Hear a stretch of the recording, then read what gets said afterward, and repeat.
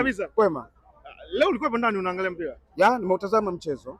Unauchukuliaje? Kwanza nimesikitishwa, nimeumia sana.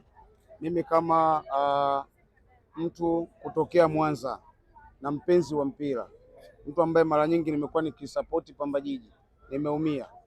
Nimeumizwa na namna ambavyo utaratibu wa Pamba Jiji haukuwa mzuri, sababu tunao wachezaji viungo wazuri sana.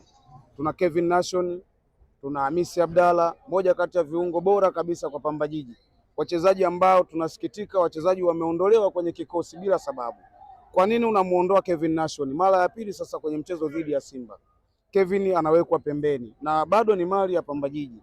Taratibu ni zipi zinazofanya kwamba Pamba Jiji inamtoa Kevin Nation, inamtoa Hamisi Abdalla tunapoelekea kwenye mchezo dhidi ya Simba? Kwa nini inakuwa hivi? Tunakuwa tuna mashaka kwamba mara nyingi kuna michezo mibaya inakwenda kufanyika kwenye mechi kama hizi. Kevin Nation hana majeraha, Hamisi Abdalla hana majeraha, kuelekea kwenye game ya Simba unamtoa. Ni mara ya pili sasa. Nini mpira tunaupeleka? Hata kama tunasikia taarifa kwamba amesha saini upande wa pili, hata kama amesaini, bado huna mamlaka kumzuia. Bado ni mali ya watu kutoka Mwanza, bado ni mali ya Pamba Jiji. Kwa nini hao wachezaji wanawekwa pembeni? Tunasikitika, mpira wetu tunaupeleka wapi? Na mamlaka kwa nini hazitaki kupaza sauti? Hivi ni vitendo vya kukemea sana, kwa sababu hizi timu waache kuweka vitu ambavyo haviko sawa, wanaleta sintofahamu. Tunaweza tukasema ni match fixing.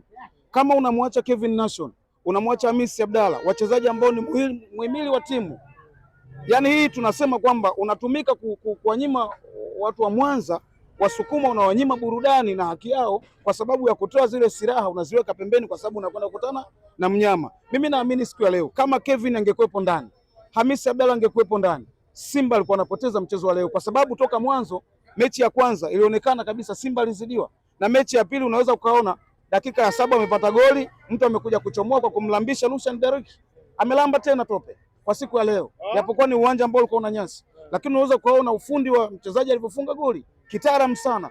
Adhabu aliyoitoa kwa Lucien, adhabu aliyoitoa kwa Kibabage, umeelewa? Lakini sasa pale katikati hakuna viungo.